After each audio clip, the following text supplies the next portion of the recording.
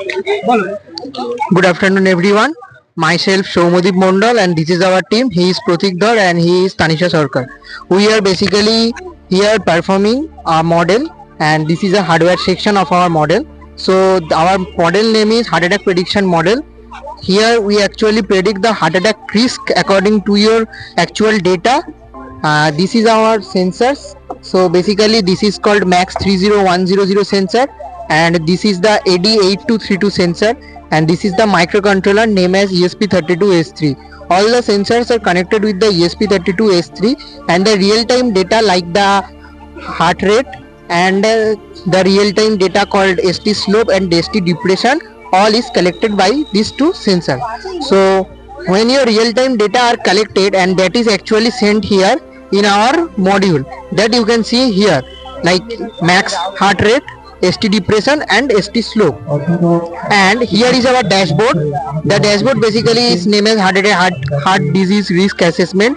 Here the user will put his age, his gender, chest pain type, blood pressure, cholesterol, fasting blood sugar, ECG result, and exercise number and number of vascular and thallium. And after that it will click on the prediction risk, and after clicking the prediction risk it will send the message like this kind of prediction result, like risk level is low risk or like things. Actually this kind of data are actually put by your previous medical data that you previously test in some diagnostic clinics, and according to the data it will put. And in the back end we use a ML model that is pre-trained on the based on around 1.5 lakh data, and according to your real-time data and the real-time data and their test data that will actually compare, and after the comparison our machine learning model will give the prediction result, that is this. So basically we are performing it in live. So first we have to apply the gel to see that these things perfectly. Actually this I have to put in heart, so it can be accurately give the data, but right now as we are just showing it right now, so we are just giving it on the hand.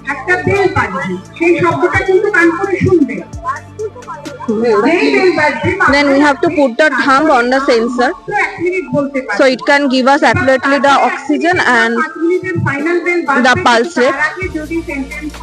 The LED light go through our blood, so it can give us the oxygen rate and the pulse rate perfectly. Then we have to put that data. Actually we don't know actually the blood sugar or the blood pressure, so we have to give the normal data, the general data right now. Blood pressure 120, 120, cholesterol 20, all the normal data we have to put right now. And the prediction risk. And the prediction risk. The prediction risk is heart rate 95, ST depression 0.3, ST slope 1 means the heart valve is completely normal. The opening time and the closing time of the heart valve is completely normal, and the heart rate as you see is 98, which is normal also. So this is low. We can use it in our daily life, daily basis, so we can check our heart health.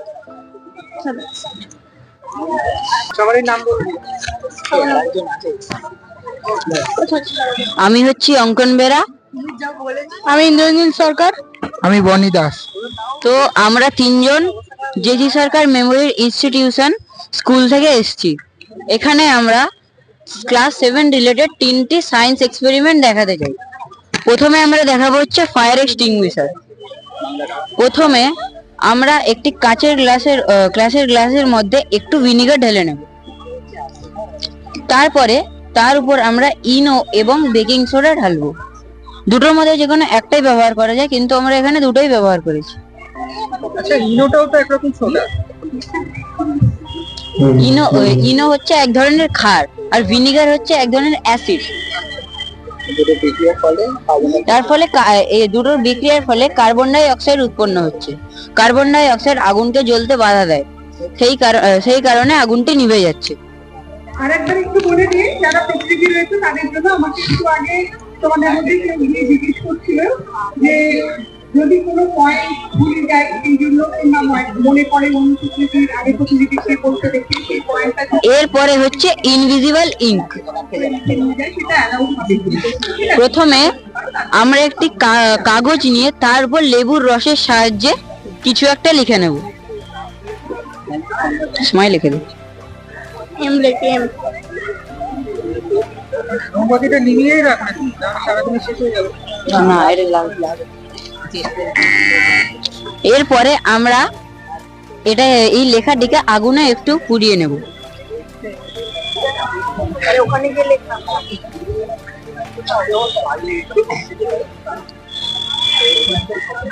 লেবুতে থাকে হচ্ছে citric acid. এর ফলে যখন আমরা এটিকে আগুনে দিচ্ছি তখন রিঅ্যাকশনের ফলে এটি একটি বাদামি রঙের আকার ধারণ করছে, যার ফলে লেখাটি ফুটে উঠছে। এরপরে হচ্ছে ওয়াটারপ্রুফ পেপার। প্রথমে আমরা একটি কাগজকে আগুনে যতটা সম্ভব পুড়িয়ে নেব। এর ফলে এখানে একটি কার্বনের লেয়ার উৎপন্ন হয়েছে, যার ফলে কাগজটি হাইড্রোফোবিক হয়ে গেছে। ফলে আমরা যখন এর মধ্যে জল দিচ্ছি, জলটি এর উপর দিয়ে স্লাইড করে চলে যাচ্ছে। যারা মনে করছো পক্ষে বলবে এই বিষয়ে পক্ষে বলতে হবে, যারা মনে করছো এটা বিপক্ষে বলবে। সব জায়গায় ভিজেছে, কিন্তু এখানে কার্বনের লেয়ারটা থাকার জন্য এই জায়গাটা ভিজছে না। এবার শুরু হচ্ছে।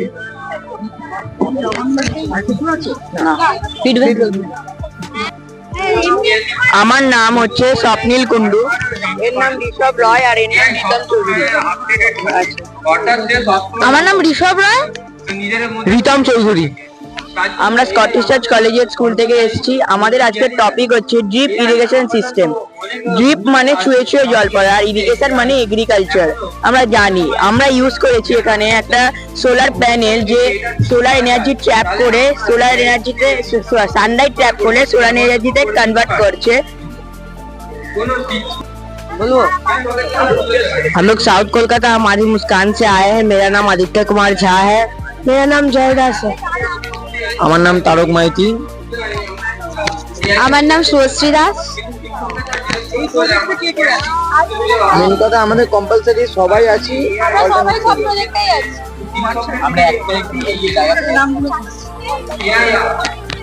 হ্যালো, আমি পায়েল দাস। হাই, আমি সুপ্রিয় দে। হাই, আমি রজনী হরি। মাইসেলফ প্রিয়াঙ্কা শেখ। হাই, আমি রিয়া मुखिया। हाय, আমি सुमिता रॉय। हम लोग ये पाइथागोरस फॉर्मूला के ऊपर एक मॉडल बनाए हैं, जिसमें ये एक राइट एंगल ट्रायंगल है, ए जो है उसका वो हाइट है, बी बेस और सी हाइपोटेनस है। इसका फॉर्मूला होता है a square plus b square is equal to c square. यहाँ पे हम लोग स्क्वायर इसलिए लगा रहे हैं क्योंकि जो स्क्वायर होता है उसका फॉर्मूला होता है साइड स्क्वायर, इसलिए हम लोग यहाँ पे स्क्वायर लगाए हैं। जब ए और बी को हम लोग मिलाते हैं तब उन दोनों को मिला के बनता है सी स्क्वायर। यही इस फॉर्मूला में लिखा गया है, a plus B is equal to C. और इसी का यूज बहुत जगह पर किया जाता है, जैसे breadth of river, tree height, Google map, staircase, shortest path, इन जगह पर इसका यूज किया जाता है। এটা হচ্ছে ওয়াটার ডিসপেন্সার বানিয়েছি। ওয়াটার ডিসপেন্সার আমরা এই কারণে বানিয়েছি, যেমন ভারতে অনেক জায়গাতে দেখবেন যে জল অপচয় বেশি হয়। কেন অনেক মানুষেরা যারা রাস্তায় থাকে তারা কি করে, যতটা জল নেবার না তার থেকে বেশি জল ক্ষতি করে, অপচয় করে। ওরা কি করে, জল যতটা নেবার ততটা না নিয়ে ওরা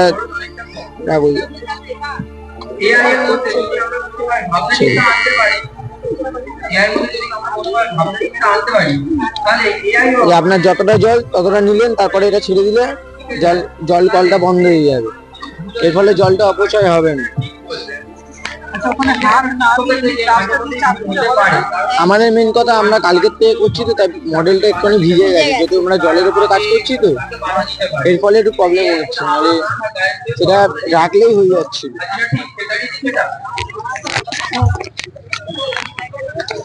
হ্যালো, আমরা এখানে চোখের দু রকমের লেন্স হিসেবে আমরা এখানে দেখাতে চেয়েছি যে আমাদের চোখের অবতল আর উত্তল যে লেন্সটা হয়, তো এখানে আপনারা দেখতে পাবেন যে এখানে একটা ছোট লেন্স, একটা আলোতে একটা ছোট লেন্স হচ্ছে আর একটা বড় লেন্স হচ্ছে, যেটা ছোট ছোট অবতল।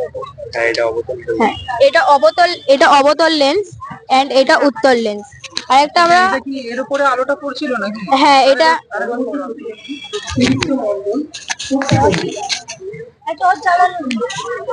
চালানো আছে।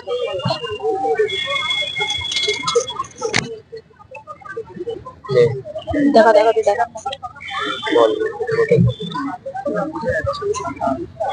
দেখতে পেয়েছি। দেখা যাচ্ছে। আমরা এটা লেন্সের এটা হচ্ছে উত্তল, এটা হচ্ছে অবতল। এবার বুঝতে আর আরেকটা জিনিস আমরা বোঝাতে চাইছি হচ্ছে আলোর প্রতিসরণ। এখানে দেখতে পাবেন যে একটা মাঝখান থেকে একটা রেখা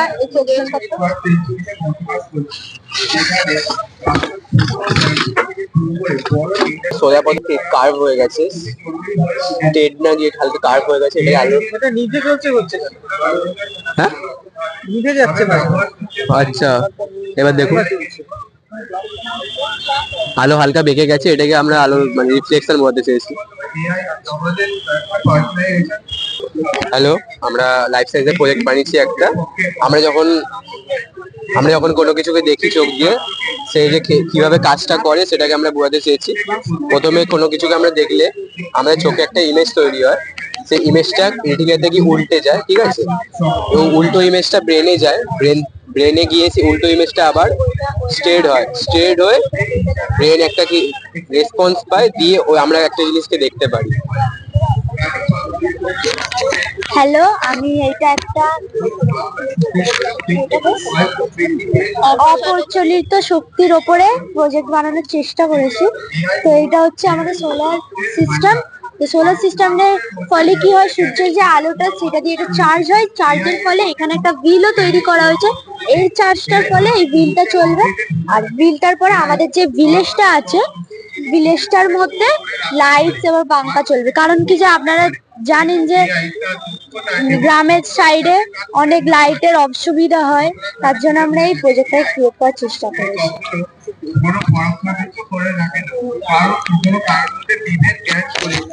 আমি এখানে বানিয়েছি হচ্ছে তড়িৎ পরিবাহী। তো এখানে যে দুটি তার আছে, এই দুটি তারই হলো তড়িৎ সুপরিবাহী।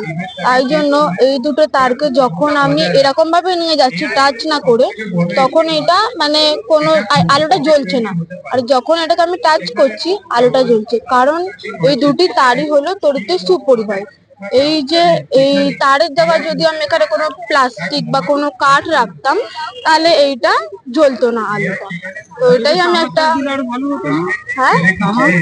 হ্যাঁ তামা দিলেও হতো। আমরা এখানে তারটা যেহেতু আমাদের হাতের কাছে ছিল, তো তাই জন্য আমরা এটাই ব্যবহার করি। হ্যালো, এটা হচ্ছে লেয়ার অফ আর্থ অ্যাটমসফিয়ার, মানে এখানে troposphere, stratosphere, mesosphere, thermosphere, exosphere, মানে কত, মানে এটা কেমনি, এটা এখানে একটা বায়ু স্তরের মধ্যে আছে। এখানে আমরা এমনি মডেল হিসাবে বুঝিয়েছি, যেরকম স্ট্র্যাটোস্ফিয়ারে জেট প্লেনও চলে, একে আর এক নামেও বলে শান্ত মণ্ডল, এরকম কিছু একটা।